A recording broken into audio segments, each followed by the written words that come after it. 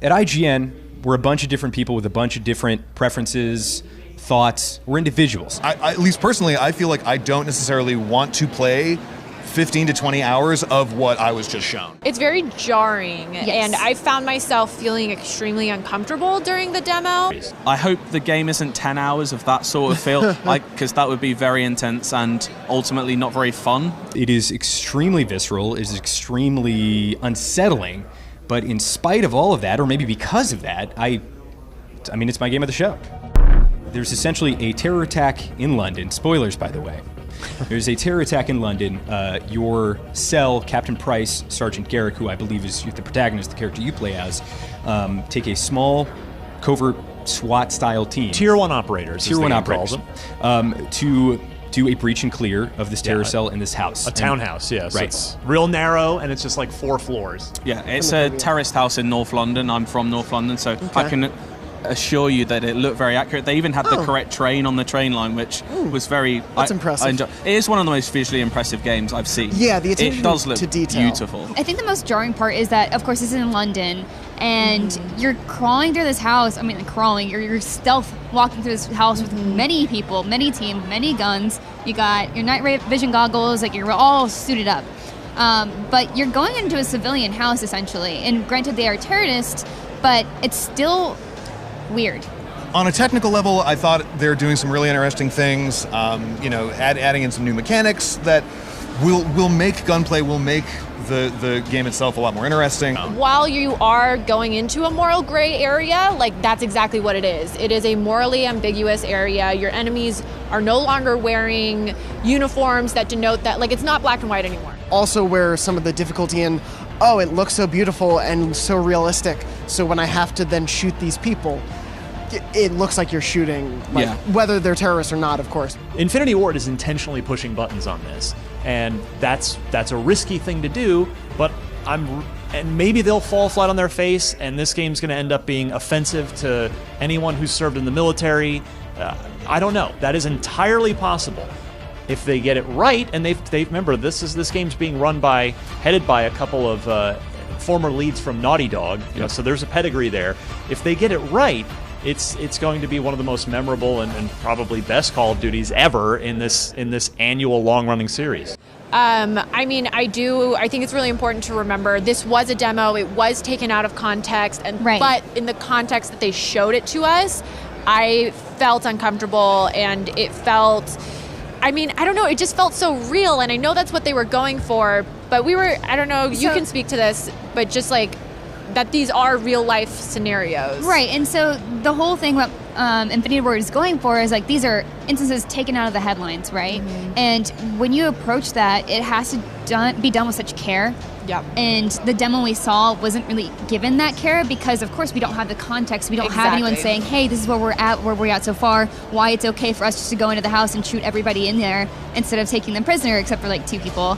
And it's not very clear, and so it was just very jarring because of that. Well, at one point, they break into a room, and you train your gun on the person who's in there, and it's a woman, and she's running to a crib, and she picks up a baby, and you're like, what do you do there? Well, obviously, if you're a good person, you don't shoot the baby. We never really saw the consequences of any choices, how differently this mission could have gone. Yeah. What happens if you hadn't shot out that light? What happens if you do accidentally kill the woman and her child? Does the mission end? Does it change the story of the game at all? Yeah, we don't know, and I think that's the biggest question for me, is seeing out, like, whether there is a lot of choice that impacts the story, or if it is very much a story they intend to tell in a certain way. If there is... We have the advantage. What's going on, guys? It's Basic Rest back with another video. Now today we're gonna do something a little bit different because we have a fucking emergency on our hands, man. I repeat, the SJWs are in gaming. I repeat, the SJWs are in gaming. All right, they're going after Call of Duty right now, and they're trying to mess everything up for everyone. It's not looking good right now, man. Like, they could have stayed in politics, but no, they decided to go after one thing that we all love, and that's gaming. So the SJWs I'm talking about in this is CCN and a little bit of IGN, but we're gonna focus on CCN right now in one of their articles. Now, CCN is apparently, what I'm getting from this article right here, is a gaming news organization that I guess have the same views as IGN, you know, really leftist, really fucking sensitive, you know, opinions. And I'm gonna leave the link in the description down below of the original article so you guys can check it out yourselves. And I'm gonna attempt to put it on the screen. I don't have any editing software, so I don't know how I'm gonna do that, but I'm gonna try to figure out. Bro, if it's not there, then you know something happened. Anyway, the title of this article is "What the fuck, Call of Duty? New kill streak forces gamers to commit war crimes." Okay, now I want to fucking focus on this real quick. They put forces and capitalized in this also in the title. Like, bitch, what the fuck are you talking about? Like, so to put this in perspective, first of all, they're not forcing anyone to do anything, because first you have to buy the game. After you buy the game, you have to have multiplayer, you know, like play online, you know. After that, you have to fucking be good enough to earn it. You have to put it on your class. You have to, you know what I mean? Like, there's so many decisions you have to make in order to actually use the white phosphorus, which that's what they're fucking talking about with war crimes. I'll get into that in a second. There's so many decisions you have to make in order to actually use it, and they try to fucking manipulate and skew the opinions to their favor to try to get it banned because they want to censor everything that hurts their feelings. So that's why they use force. They try to, it's basically a fucking lie, pretty much. Anyway, they try to say you commit war crime by the white phosphorus. Like, bitch, against who? You're controlling pixels. Like, you're not doing that much to anyone. You're not affecting anyone's lives. You know, like, come on now. Like, it doesn't make any sense. Use your fucking brain. Use your noggin. Now, what the white phosphorus is, if you don't know what it is it's like a white gas that is highly fucking flammable, can burn almost anything. After it's extinguished, after a couple days or weeks, depending, it can be reignited. And that's a long period of fucking time. And obviously, as you can imagine, that's very dangerous for the civilians and people who are around the war at that time. So, for that reason, they made this little statement right here. Precisely for that reason, white phosphorus is highly restricted and outlawed from use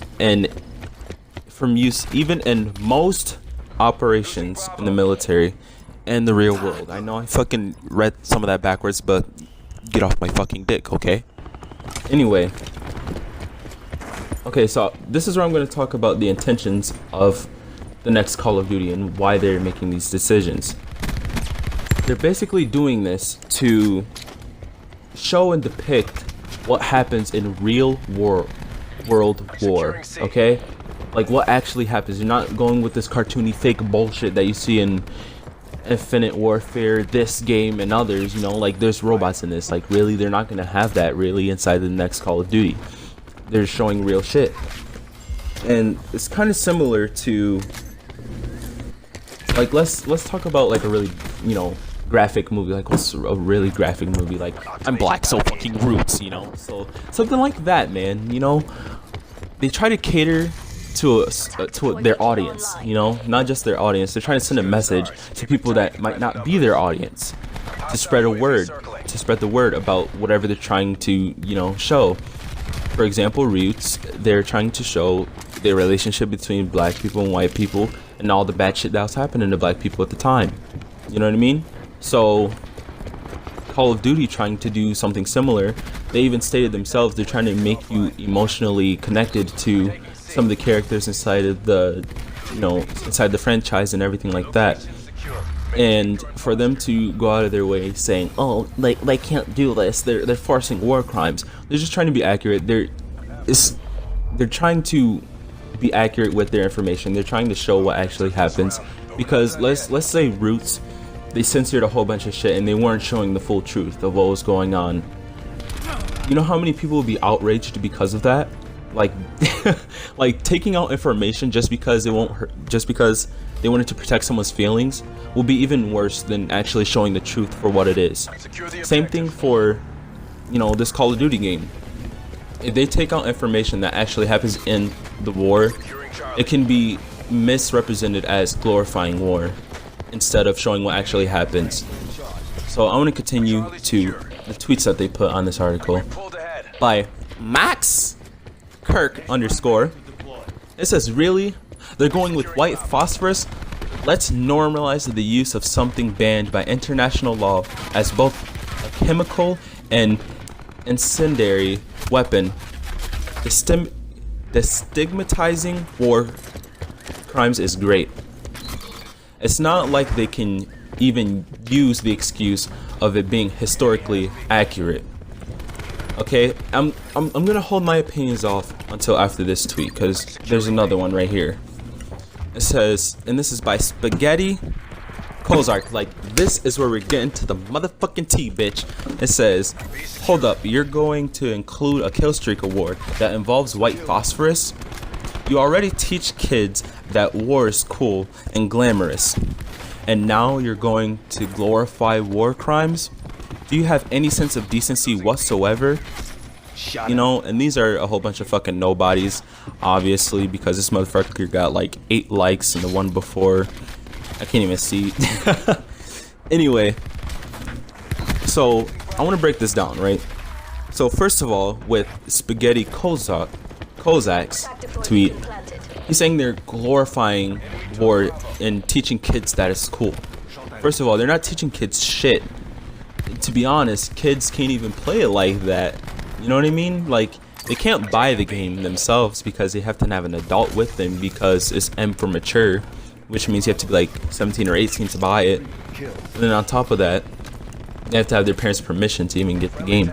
So them teaching kids has nothing to do with what they're doing, because they're not teaching anyone shit. They're trying to they're not teaching that war's good at all, especially not in this next Call of Duty. They're trying to depict that as bad, so they're trying to do the complete opposite. So before you start going to tweet something, make sure you know why they're doing it and what they're doing. Don't be stupid. Don't be caught in this SJW fucking propaganda bullshit representing nothing. You dumb piece of cunt. Anyway, this is gonna get demonetized so fucking quick. Anyway, they say that, oh, you can't even use that, it's gonna be accurate. Like, that's literally what they're trying to do. You literally just stated what they're gonna do. Like, oh my goodness, like, it doesn't make any sense at all whatsoever of what these people are trying to push, the message that they're trying to push, because in all honesty, this Call of Duty is going to be the most hyped of all time. Cross-platform is going to be amazing, more game modes, you know, more attachments for guns. They're trying to make this so much more realistic. It's gonna, like, doors are gonna be smaller, more leaning. It's gonna be nighttime settings with night vision goggles. Like, they're not just gonna add the good of what's realistic, they're also gonna add the bad, so they can push a message and try to spread the word that, listen, this is what war's like, it's not good. You know what I mean? They're not gonna, it's basically like going after a fucking actor or actress for doing drugs inside of a movie because that's the role they play, and trying to arrest them for it. Like, it doesn't make any sense, you know? They're trying to show something and they're not glorifying anything. So with that being said, I'm gonna go, man. Like, I'm gonna leave the link to this article in the description down below so you guys can see it for yourself and see how retarded the SJW community is, and get the fuck out of COD, because this is not for you. Anyway, if I can get a couple likes for this, it'll be great. I got this idea from no bullshit, you know, not Drew Peacock, he fucking postcards. Birdman, he's one of my favorite YouTubers as well. I'm gonna leave their links to their channels in the description below. They're probably gonna gain like 1 subscriber from this because I get no fucking clout. Anyway, that's all for the video, guys. Hope to see you later. Peace out. Make this look easy.